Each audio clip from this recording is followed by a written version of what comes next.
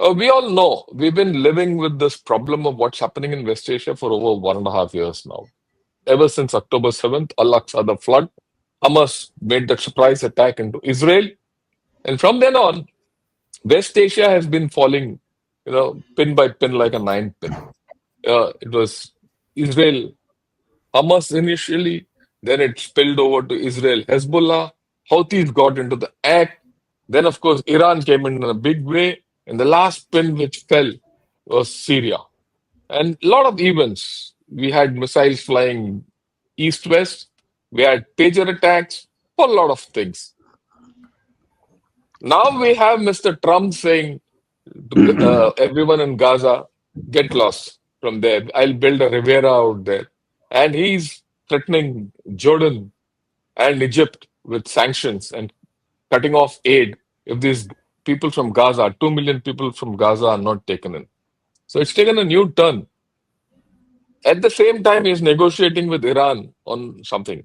What it is, we don't know. Syria is not stabilized. Turkey is playing its own games. Right?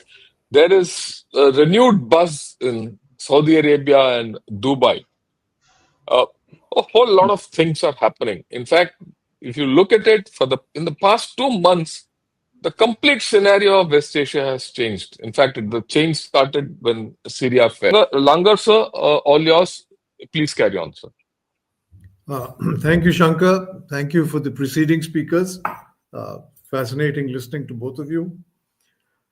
I'd like to start by looking at the two people that matter and are central to this issue, which is presently the new president in the US and the Prime Minister of Israel, and try and understand what their convictions are at this point in time. Because I'm a bit surprised when people say that they're totally surprised by what these people have said. I don't see a reason for that because they have had a consistent thought process over decades. Let's start with the Prime Minister. The Prime Minister of Israel is a Likud party member, and the Likud party is completely inspired by what was called the Zionist project. And the Zionist project was evolved in the latter part of the 19th century, earlier 20th century. There are many ideologues, Jabotinsky being the principal ideologue. And this particular Zionist project will not go into the details, but is exceedingly sensitive about the demographics of the region where they're going to settle. Always demographics and the difference in population rates between the Jews and the surrounding Israel, the Arabs, was a central factor. In fact, to some degree, what you see now playing out is a form of Lebensraum. This particular demographic, shall I say, conviction led to a central policy in extreme right Israeli thinking, which is based on the principle of Hafrada. Hafrada is a principle of separation.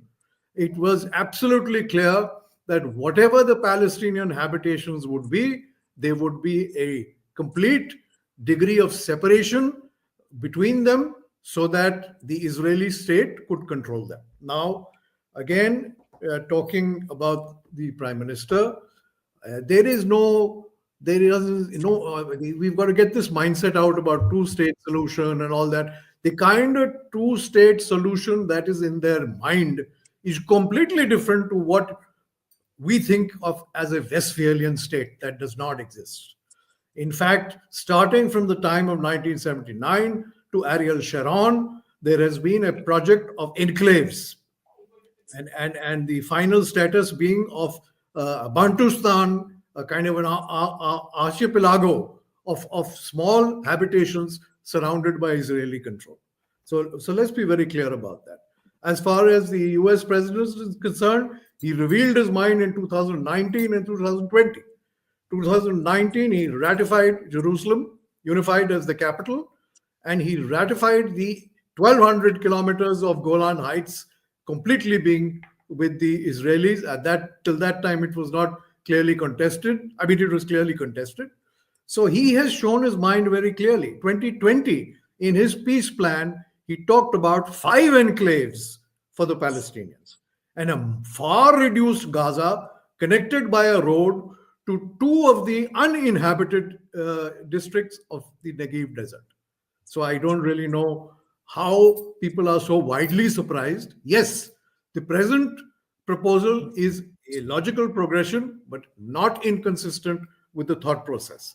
Second point that I'd like to make at this point in time, when we talk about the surrounding countries, Lebanon, Syria, Iraq, these are not nation states in totality as we are talking about them. They are fractured entities. Their different parts of the country are held by different opposing interests and powers. So when we talk of them as one unified, or we visualize them as a unified entity, those entities don't exist. And let's be very clear, that has got a clear implication on what is going to be the future plan. The third point, very quickly, is Eastern Mediterranean. We must realize the developments in the Eastern Mediterranean. There is a gas forum of countries which is equivalent to the what they call the Mediterranean OPEC. Uh, Israel has become, with US assistance through Project Leviathan, a major exporter of natural gas. And this natural gas is going not only to Jordan and Egypt, but is going to Europe. There is a 6 billion project for a gas pipeline completely bypassing Turkey, which is wanting Israeli gas to go directly to Europe. All this is linked to Eastern Mediterranean, where the key is presently held by Israel, Greece, and Cyprus, Republic of Cyprus. Right? When we talk about the displacement of the Palestinian population, whatever the schemes which are being put forward, we must understand that 3 million Palestinians already live in Jordan. Close to 2.5 lakhs or 3 lakhs live in Egypt. Both these countries have a huge population of Palestinians. And accepting more Palestinians within their entities and within their these are relatively stable countries, or they are completely stable countries, is going to cause a huge amount of internal turmoil and unrest. And so there are many reasons for resisting this proposal. One of them is the dynamics of the population already being housed within them. As far as the future is concerned, we'll discuss it. I will also contribute to that, but we are at an alarming stage, or we are at an interesting stage, whichever word you wish to choose, where the futures could change in 4 days. Right? With the kind of positions that have been taken on both sides, whatever we are discussing can change in 4 days. It depends whether the Hamas is going to accept giving up all hostages in one lot. That is what is being demanded. No ones and twos, no twos and ones, all returned all together by the deadline of 12 o'clock on Saturday. If not, all hell breaks loose. What will that imply? What will be the game plan in the next 4 days? Is anybody's guess. But what I'd like to say before my time runs out is we must appreciate that the frames of reference that we apply to this problem or this situation are largely conventional frames of reference. Those don't apply because the main ideologues and the main functionaries are not thinking that way. They're not thinking about two-state. They're not thinking about the UN. The UN is irrelevant. All UN resolutions have been overturned or superseded. There is no international body which can police. That's been proven in Syria. That's been proven in Libya. It is now being proven here. So I would rest my case at that point. Thank you. Thanks a lot, sir. I thought you put it up very incisively. Conventional frames do not apply. They've never applied in Middle East in the past 1 century. It's only a continuation of that status.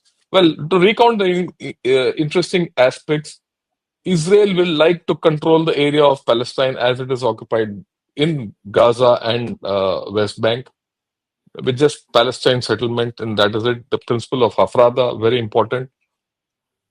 Yeah, a lot of West Asia is going to depend on what the outcomes or the continued existence of Lebanon, Syria, and Iraq, which are actually fractured entities trying to repair themselves, and who'll control them.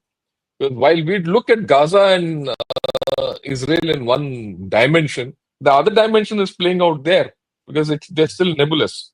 And how Iran will Iran bounce back? If it does bounce back, what will happen is an issue because Iran will again start playing games there, plus Turkey. The pipeline dynamics of the Eastern Mediterranean, I think, largely have been forgotten. But with the fall of Syria, they've come back.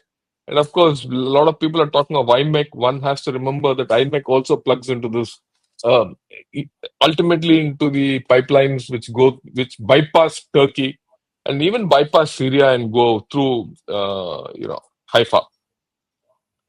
Then, of course, Jordan and Egypt. They're going to be under tremendous pressure, as you pointed out. If I, highlight the issue, at one point of time, the Palestinians wanted to overthrow the king of Jordan, some time back, and our good old friend, Ziaul Haq was one of the tank commanders there, and he did a lot of havoc in Jordan in times before. So they're both will be very, very wary of accepting Trump's plan. And of course, we have 4 days more to see if all hell breaks loose. And if so, what is this kind of hell and how will it break loose? It's going to be an interesting next 4 days. I think we have just set the stage for what we're going to expect in the next 4 days because my guess is after 1 week at least, we'll be back here discussing the same thing, and see what the situation there. Get back to General Langer. Oh, you said all hell will break loose, not you, Mr. Trump.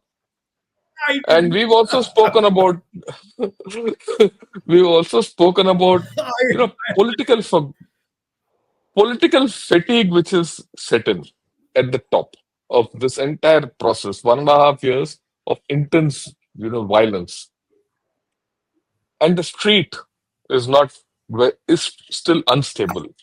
Street is very emotive, and like what General Dua said, the people, the lower rung military is still, if I put the word, they're still bloodthirsty. They want to go in for the kill. In my own view, Mr. Trump is appealing to them. When he says all hell will break loose, all bets are off. In a way, he is giving, a free ticket to that element for more violence. And will that itself will might be counterproductive to our solutions. Uh, I'd like your views on this. And you think this Trump plan will work, or will it be will Egypt and Jordan cave in and accept 2 million more Palestinians in their areas? Uh, your views, sir. I know it's I'm asking for the moon from you, but take a shot at it. Thank you, Shaka. Thank you for the question. I just briefly respond to one or two issues and come to Yes, that. yes, sir, please. Yes, sir. Yeah. Uh, as far as Russia was concerned, Syria was their graduation party. They established out of area operational, shall I say, Capability there. competency during the Syrian war. And with their two bases on the Mediterranean, they did excellent work for their own, shall I say, uh, combat development, expeditionary combat development during that phase.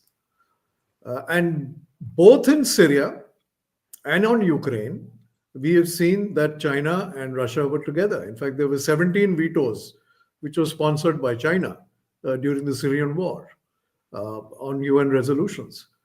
But within a few years, that was 14, 15, 16, within a few years, we have seen the demise of Russia.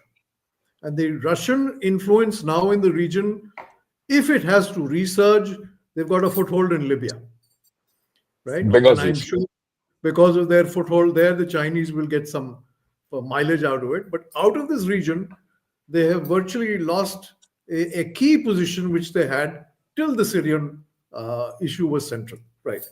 Second thing is how, why, and how exactly 07 October happened is still an open question, right?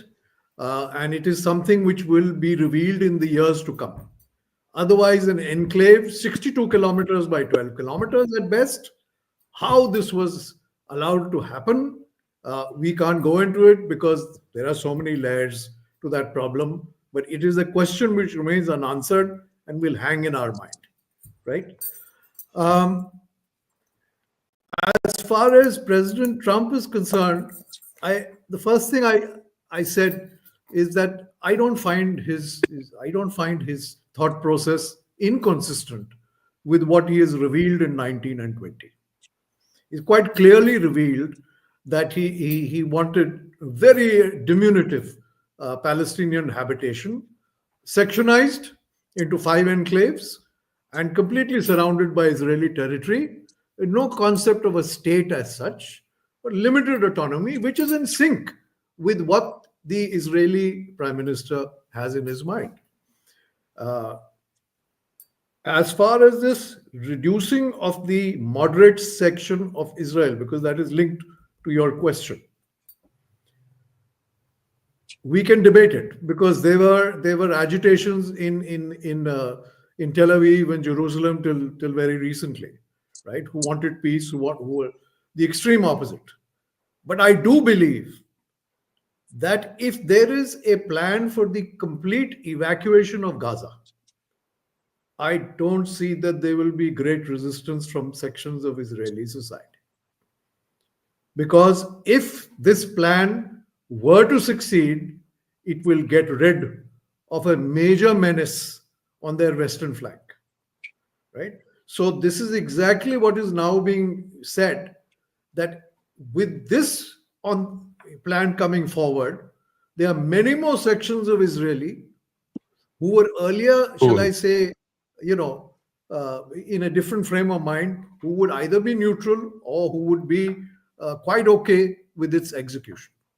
Brings me to the last issue, your question.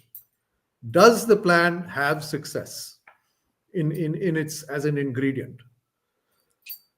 The calculation before Hamas today is, do they have the kind of hold over the populace in Gaza to tell them at the end of Saturday that we are not giving the hostages back and we are going to last it out and we'll continue with our suffering and we'll continue with our struggle?